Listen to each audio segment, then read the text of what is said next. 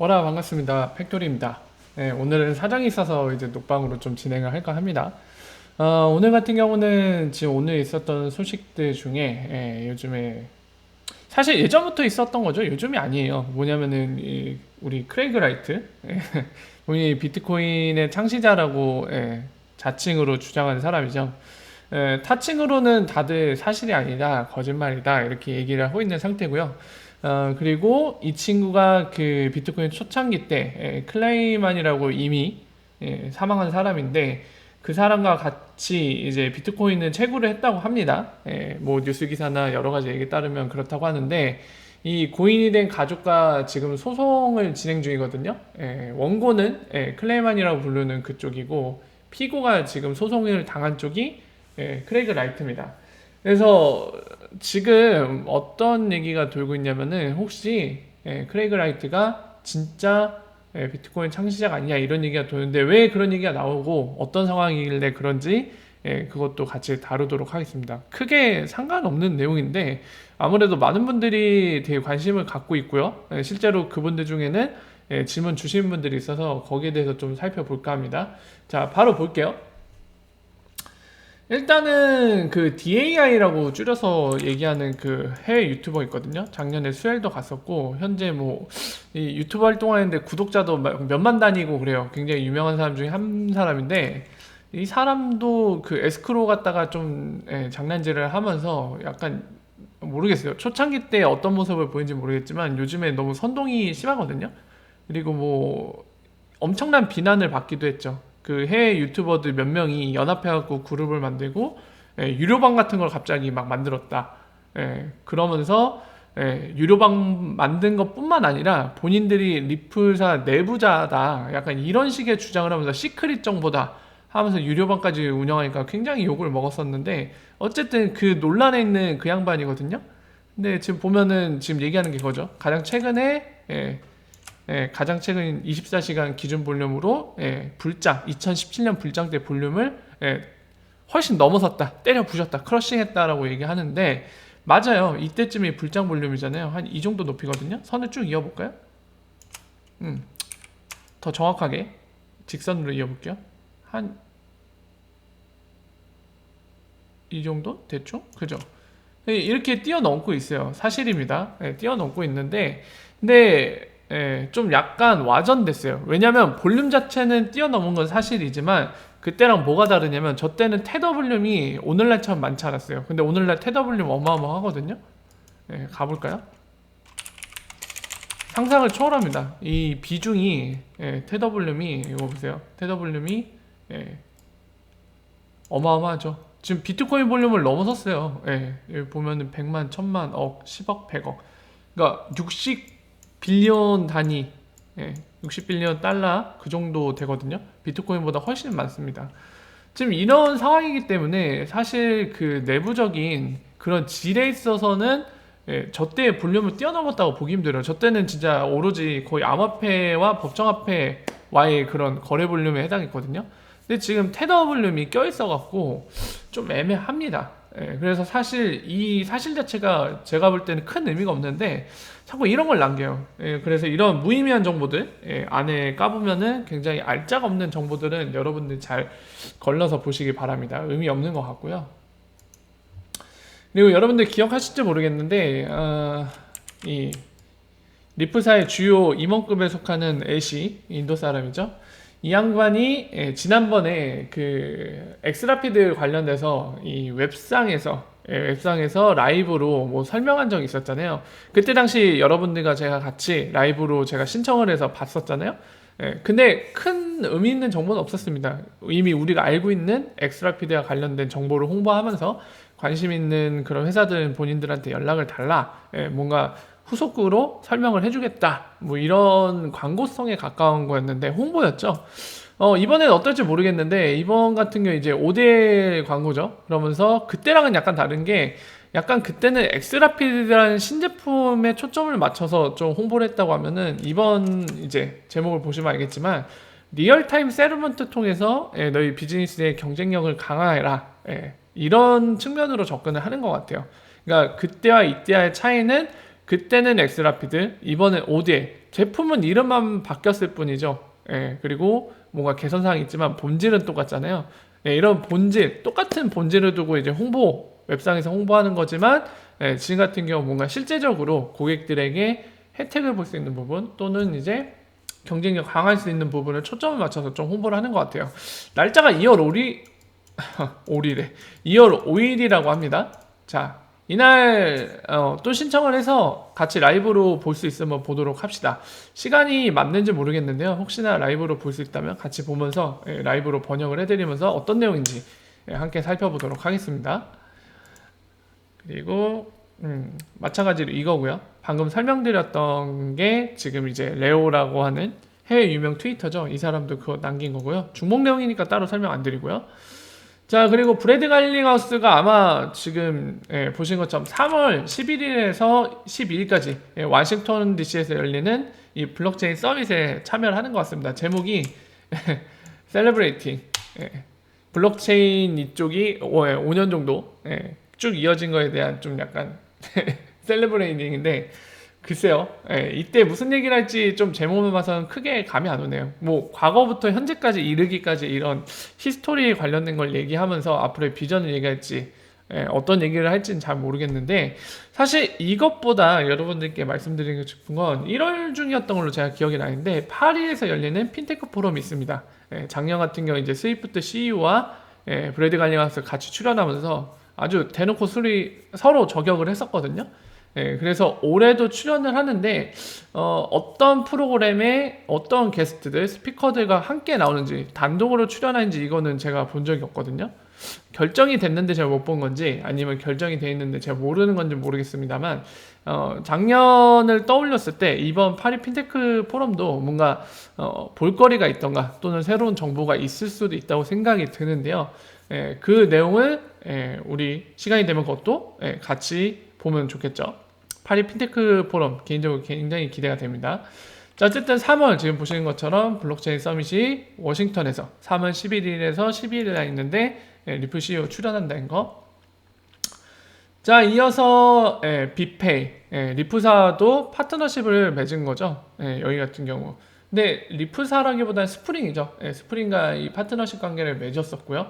그리고 빅페이 같은 경우는 이제 그런 전략적인 관계 맺으면서 이제 실제로 유로엑신뱅크라고 엑스라피드 초창기 때 보인드 뭐 큰 은행은 아니지만 메이저 은행은 아니지만 어쨌든 은행으로서 이걸 쓸 때 처음에 빅페이에게 이 유동성을 맡긴다고 했었죠. 그러면서 그때 최초로 거론이 됐고 가장 최근에 와서 작년 말에 이제 실제적으로 이 스프링과 파트너십을 맺으면서요. 그때부터 약간 존재감을 드러내기 시작했던 업체 중에 하나죠. 그래서 그 업체가 지금 보시면은 여기 써있죠. 어떤 거를 하냐면 금 갖다가 크립토 커런시 살 수 있게 보인드 플랫폼에 장착을 하겠다고 얘기를 하고 있죠. 그러니까 이 친구들은 일종의 플랫폼 역할을 하고 있습니다. 거래소 같은 역할인데요. 근데 동시에 암호화폐 거래소로서만 보인드의 정체성을 찾는 게 아니라 실제 지불, 페이먼트 관련된 역할도 하고 있거든요. 페이먼트 뭐라 해야 될까요? 플랫폼으로서도 역할을 하고 있습니다. 그러니까 아까 말씀드린 유로 엑신뱅크나 리프사 협력해갖고 스프링에게 파트너십 관계도 맺었던 거죠.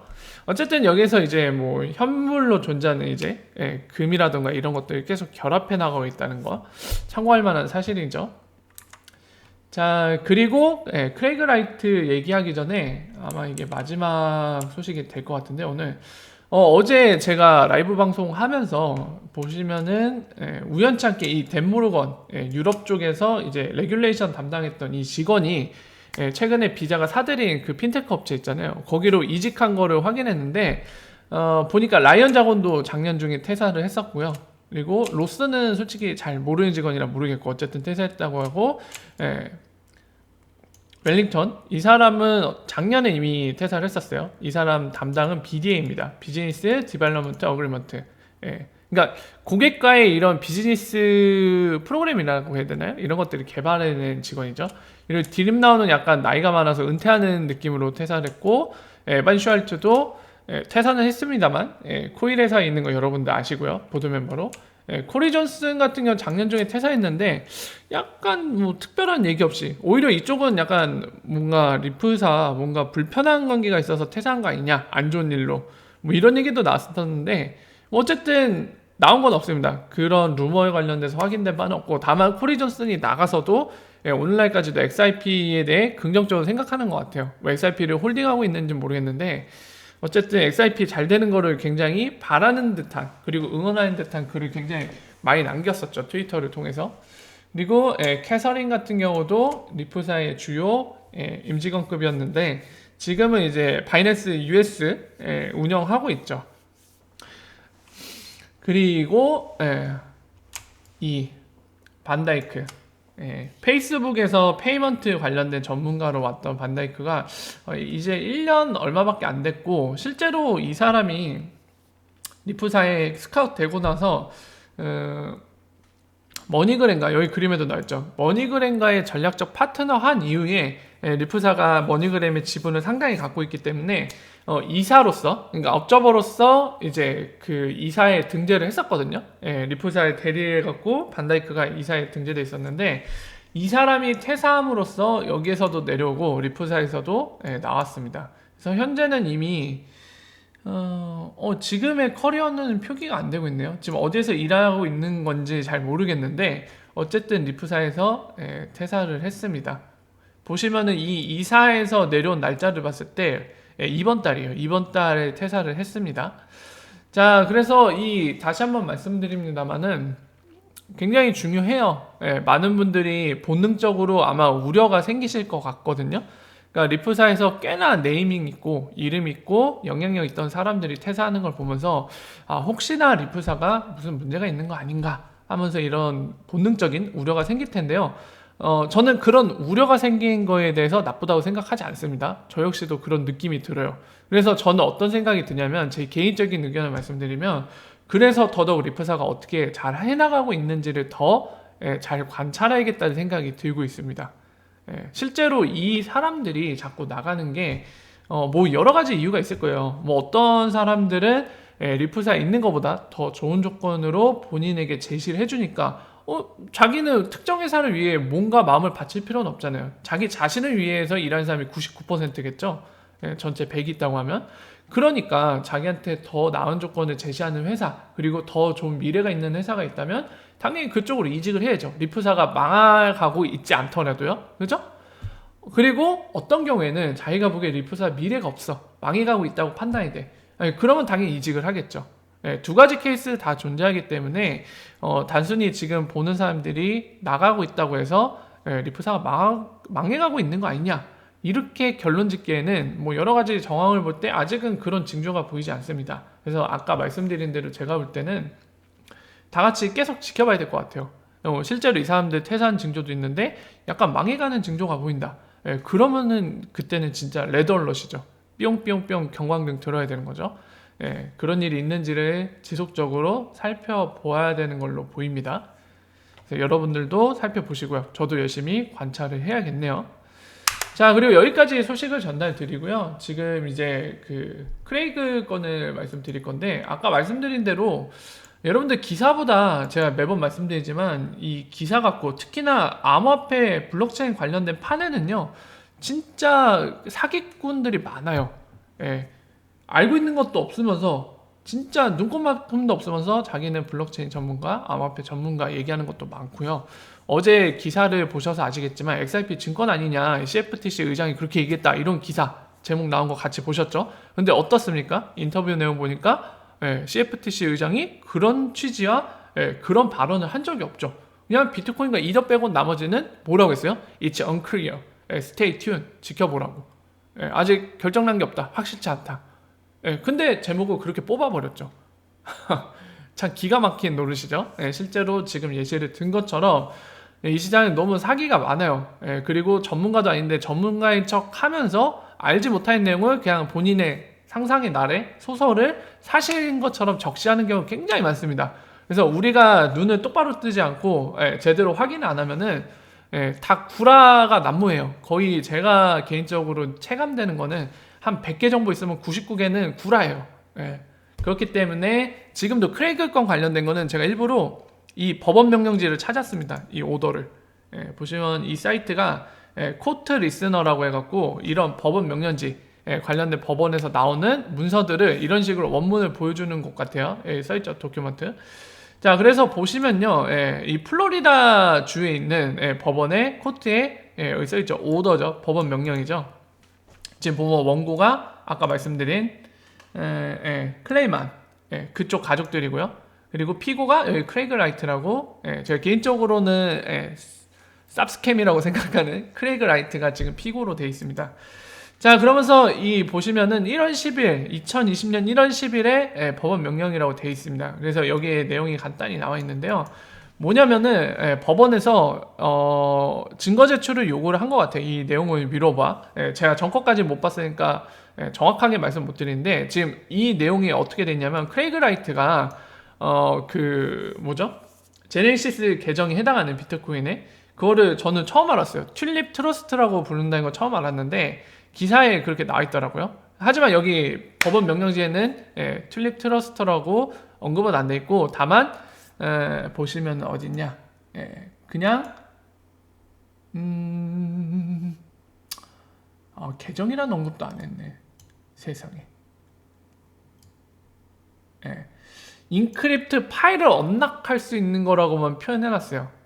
그리고 그거는, 그 파일은 뭐냐면은 그가 비트코인을 보유하고 있는 계정이라는 표시도 안 하고 그냥 비트코인 이 보유를 생산한 거, 여기 프로듀스는 그걸 의미하는 거겠죠. 마이닝한 거, 마이닝해서 본인이 보유하고 있는 비트코인 이거를 언락할 수 있는 키를, 그에 관련된 정보를 서드파티 제3자를 통해서 제출했다고 합니다. 이게 지금 파일이라는 표현이 있잖아요. 그러니까 이거는 증거 목록에 있었던 것 같아요. 그래서 법원에서 컴플라이언스라는 말이 나오는데 그 법적 준수를 얘기하는 거죠. 그러니까 코트의 오더에 대한 준수를 위해서 명령을 했어요. 법원에서 내놔, 제출해 명령하니까 거기에 대해서 준수를 위해서 이제 제출을 했다는 얘기죠. 제3자를 통해서요. 근데 이것만 봤을 때 기사는 마치 튤립 트러스트를 그 계정이라고 표현하는데, 지금 이 명령지만 봤을 때 다른 것까지 다 그 히스토리를 봐야지 정확하겠지만 이것만 봤을 때는 여기에서 말하는 히스는 크레이그 라이트를 얘기하는 것 같거든요. 그래서 계정에 있는 비트코인 홀딩된 거 보유분, 그거를 사용할 수 있는 키를 제출한 걸로 보이는데요. 어쨌든 이 오더 법원 명령지에는 이 내용만 돼 있습니다. 그래서 전화를 제출했다고 돼 있고, 근데 기사는 뭐냐면은